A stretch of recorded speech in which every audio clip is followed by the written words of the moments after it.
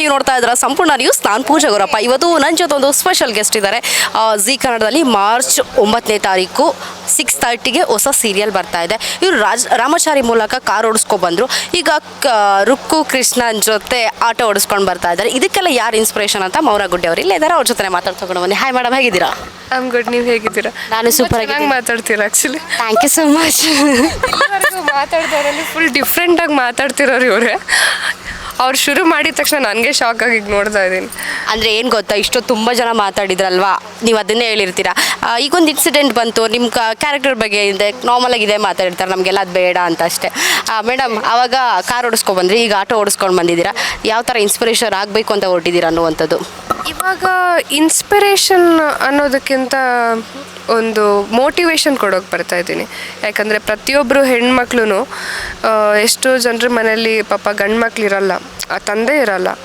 But ನಾನು ಅದನ್ನೇ ತೋರ್ಸೋಕೆ ಬರ್ತಾ ಇರೋದು. ಇವಾಗ ನನ್ನ ಅಣ್ಣ ಹೋದ್ಮೇಲೆ ನನ್ನ ಲೈಫ್ನ ಹೇಗೆ ನಡೆಸ್ತೀನಿ ಅಥವಾ ನನ್ನ ಮನೇನ ಹೇಗೆ ಸಾಗಿಸ್ತೀನಿ, ನಾನೊಂದು ಇಂಡಿಪೆಂಡೆಂಟ್ ಹಾಗೆ ಯಾರ ಮೇಲೆ ಸಹ ಡಿಪೆಂಡ್ ಆಗದೆ ಒಂದು ಆಟೋ ಓಡಿಸ್ಕೊಂಡು ಜೀವನ ಹೇಗೆ ನಡೆಸ್ತೀನಿ ಅನ್ನೋದಂದರೆ ಹೇಗಾದರೂ ಒಂದು ದಾರಿ ಇರುತ್ತೆ, ಆ ದಾರಿನ ಹುಡ್ಕೊಳ್ಬೇಕು ಅನ್ನೋದನ್ನು ತೋರ್ಸೋಕೆ ಬರ್ತಾ ಇದ್ದೀನಿ. ಓಕೆ, ದರ್ಶನ್ ಸರ್ ಸಾರಥಿ ಮೂಲಕ ಆಟೋ ತೊಗೊಂಡು ಬಂದರು, ನೀವು ಕೃಷ್ಣ ರುಕ್ಕು ಮೂಲಕ ಆಟೋ ತೊಗೊಂಡು ಬಂದಿದ್ದೀರಾ.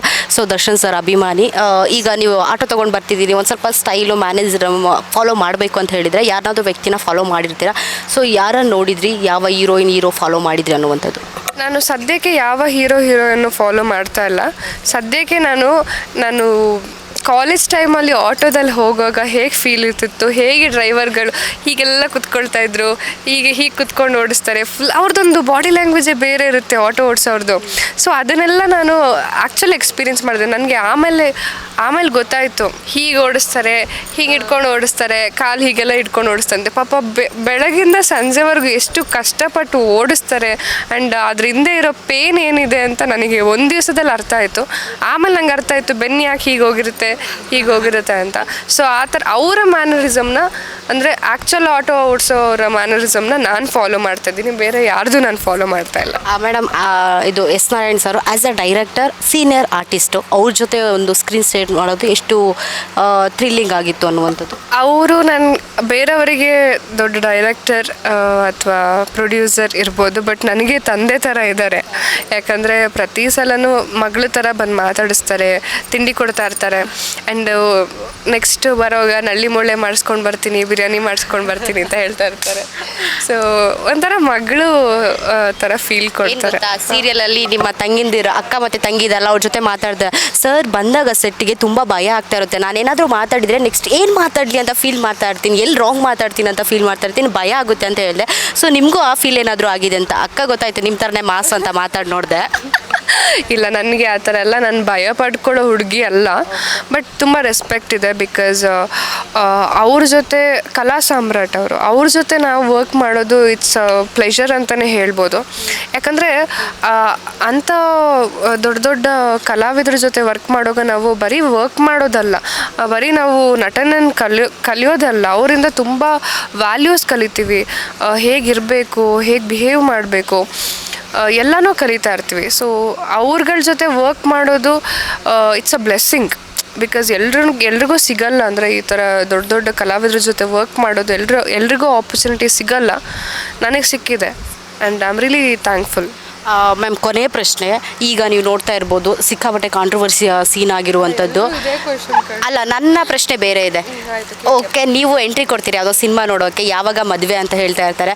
ಬಟ್ ಕೆಲವು ಆರ್ಟಿಸ್ಟ್ಗಳಿಗೆ ಇಷ್ಟ ಆಗದಿದ್ದ ಕ್ವಶನ್ ಕೇಳೋದು, ಅವರ ಪಾಪರಾಜಿ ವೀಡಿಯೋಸ್ ಮಾಡೋದು, ಈ ಥರ ನಿಮ್ಗೇನಾದರೂ ಆಗಿದೆಯಾ? ಈ ಥರ ಸೀನ್ಸ್ ಏನಾದರೂ ಆಗಿದೆಯಾ? ಇದ್ರ ಬಗ್ಗೆ ನೀವು ಯಾವ ಥರ ರಿಯಾಕ್ಟ್ ಮಾಡ್ತೀರಾ ಅನ್ನುವಂಥದ್ದು? ಆ ಥರ ಕ್ವೆಶನ್ಸ್ ನನಗೆ ಇಷ್ಟ ಇಲ್ಲ ಅಥವಾ ನನಗೆ ಅದನ್ನು ಆನ್ಸರ್ ಮಾಡೋಕ್ಕಾಗಲ್ಲ ಅಂದರೆ ನಾನು ಅಲ್ಲೇ ಅವಾಯ್ಡ್ ಮಾಡಿಬಿಡ್ತೀನಿ. ಇಟ್ಸ್ ನಾಟ್ ಲೈಕ್ ಅವ್ರೇನು ಫೋರ್ಸ್ ಮಾಡೋಲ್ಲ ಆನ್ಸರ್ ಮಾಡಿ ಅಂತ. ಬಟ್ ನನಗೆ ಇಷ್ಟ ಇಲ್ಲ ಅಂದರೆ ಐ ವಿಲ್ ಜಸ್ಟ್ ವಾಕ್ ಅಷ್ಟೇ. ಅದೇ ಈಗ ಒಂದು ಸೀನ್ ನಡೀತಾ ಇದೆ. ಹೌದೌದು, ಅದ್ರ ಬಗ್ಗೆ ಹೇಳಬೇಕು ಅಂದರೆ they should get some rule. Like ಒಂದು ಸ್ಟ್ರಾಂಗ್ ಆಗಿ, ಅಂದರೆ ಈ ಥರನೇ ಇದೇ ಜಾಗದಲ್ಲಿ ಹಿಂಗೆ ವಿಡಿಯೋ ಮಾಡ್ಕೊಳ್ತಾರೆ, ಅಲ್ಲೇ ಒಂದು ಬೈಟ್ ತಗೊಳ್ತಾರೆ, ವಾಟ್ ಎವರ್ ಆ ಥರ. ಯಾಕಂದರೆ ನಾವು ತುಂಬ ಎಕ್ಸ್ಪೀರಿಯೆನ್ಸ್ ಮಾಡ್ತೀವಿ, ಎಲ್ಲ ಕಡೆ ಹೋದಲ್ಲೆಲ್ಲ ವೀಡಿಯೋಸ್ ಮಾಡ್ತಾರೆ. ಈ ಫೋನ್ಸ್ ಬಂದಮೇಲೆ ಏನಾಗ್ಬಿಟ್ಟಿದೆ ಅಂದರೆ, ಮುಂಚೆ ಕಲಾವಿದರಿಗೆ ಆ ಥರ ಪ್ರಾಬ್ಲಮ್ಸ್ ಇರಲಿಲ್ಲ. ಬಟ್ ಇವಾಗ ನಮಗೆ ಅದನ್ನು ನಾವು ದಿನನಿತ್ಯದಲ್ಲಿ ಫೇಸ್ ಮಾಡ್ತೀವಿ. Not only paparazzi, some random people will be like just coming and making a video. ನಾನು ತುಂಬ ಎಕ್ಸ್ಪೀರಿಯೆನ್ಸ್ ಮಾಡಿದ್ದೀವಿ. ಸೊ ಈ ಥರದ್ದೆಲ್ಲ ಆಗಬಾರ್ದು. ಯಾಕಂದರೆ ಆ ವಿಡಿಯೋ ಒಂದೊಂದು ಕಡೆ ಓಡಲ್ಲ, ಎಲ್ಲ ಕಡೆ ಓಡ್ತಾ ಇರುತ್ತೆ.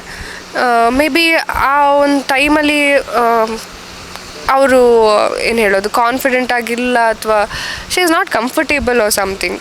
So they should get some strong role ಅನಿಸುತ್ತೆ. ಮೇಡಮ್ ನೀವು ಹೇಳ್ಬೇಕಾದ್ರೆ ಇನ್ನೊಂದು ನೆನಪಾಯಿತು. ಕೆಲವರು ಕಮೆಂಟಲ್ಲಿ ಹೀಗಿತ್ತು, ಅಲ್ಲ ಆರ್ಟಿಸ್ಟ್ಗಳು ಡ್ರೆಸ್ಸೇ ಹಿಂಗೆ ಹಾಕ್ತಾರೆ, ಇದ್ರ ಬಗ್ಗೆ ವಾಯ್ಸ್ ರೇಸ್ ಮಾಡ್ತಾ ಇದ್ದಾರೆ ಅಂತ. ಸೊ ಇದಕ್ಕೆ ನೀವೇನು ಹೇಳ್ತೀರಾ ಅಂತ. ಅಂದರೆ ಆರ್ಟಿಸ್ಟ್ಗಳು ಹಾಕೋ ಡ್ರೆಸ್ಸೇ ಹಂಗಿರುತ್ತೆ, ವಾಯ್ಸ್ ರೇಸ್ ಮಾಡೋದ್ರಲ್ಲಿ ಇದರಲ್ಲಿ ಏನಿದೆ ಅಂತ ಕೇಳ್ತಾ ಇದ್ದಾರೆ. ಡ್ರೆಸ್ ಹಾಕೋದು ಅವರ ಪರ್ಸ್ನಲ್ ಡಿಸಿಷನ್, ಆಯಿತಾ. ಆ್ಯಂಡ್ ಸಿನಿಮಾದಲ್ಲಿ ನೋಡೋಕೆ ಇಷ್ಟಪಡ್ತಾರೆ, ಹಾಕೊಂಡೋಗ ರಿಯಲಾಗಿ ನೋಡೋಕೆ ಅವ್ರು ಇಷ್ಟಪಡಲ್ವಾ. ಸೊ ಅದು ಅವರ ಪರ್ಸ್ನಲ್. ನಿಮಗೆ ಅವಾಗ ನಿಮಗೆ ಆ ಥರ ಡ್ರೆಸ್ ಹಾಕ್ಕೊಳ್ತಾರೆ ಅಂದರೆ ನೀವು ವೀಡಿಯೋನೇ ಮಾಡಬೇಡಿ ಅಷ್ಟೇ. Okay, thank you so much ma'am. 9ನೇ ತಾರೀಕು ನಿಮ್ಮ ಸೀರಿಯಲ್ ಬರ್ತಾ ಇದೆ 6:00 ಸೊ ಇದನ್ನು ಎಲ್ಲರೂ ನೋಡ್ತಾರೆ. ಕೊನೆಯದಾಗಿ ವೀಕ್ಷಕರಿಗೆ ಏನು ಹೇಳ್ತೀರಾ? ವೀಕ್ಷಕರಿಗೆ ಇಷ್ಟ ಹೇಳೋದು, ಒಂದು ವಿಭಿನ್ನವಾದ ಕತೆ, ಒಂದು ಅದ್ಭುತವಾದ ಕತೆ. ಇಲ್ಲಿವರೆಗೂ ನಮಗೆ ಪ್ರೀತಿ ಬೆಂಬಲ ಕೊಟ್ಟಿದ್ದೀರಾ, ಅದೇ ಪ್ರೀತಿ ಬೆಂಬಲ ಈ ನಮ್ಮ ಹೊಸ ಹೆಜ್ಜೆ, ಹೊಸ ಕನಸಿಗೆ ಕೊಡ್ತೀರಾ ಅಂತ ನಾನು ಅಂದ್ಕೊಂಡಿದ್ದೀನಿ. ಸೊ ನಮ್ಮ ಕೃಷ್ಣ ರುಕ್ಕು ಇದೇ ಮಾರ್ಚ್ 9ನೇ ತಾರೀಕಿಗೆ 6:30 ಪ್ರಸಾರವಾಗ್ತಿದೆ. ನಿಮ್ಮ ಪ್ರೀತಿ ಬೆಂಬಲ ನಮ್ಮ ಮೇಲೆ ಸದಾ ಇರಲಿ, ನಮ್ಮ ತಂಡದ ಮೇಲೆ ಇರಲಿ. Thank you so much. ಇಷ್ಟಾಗಿತ್ತು ಮೌನ ಗುಡ್ಡೆ ಮನೆ ಅವರ ಮಾತುಕತೆ. ಹೆಚ್ಚಿನ ಅಪ್ಡೇಟ್ಸ್ಗಾಗಿ ನೋಡ್ತಾ ಇರಿ ಸಂಪೂರ್ಣ ನ್ಯೂಸ್. ಕ್ಯಾಮ್ರಾಮ್ಯಾನ್ ಓಂ ನಿಮ್ಮ ಜೊತೆ ಪೂಜಾ ಗುರಪ್ಪ, ಬೆಂಗಳೂರು.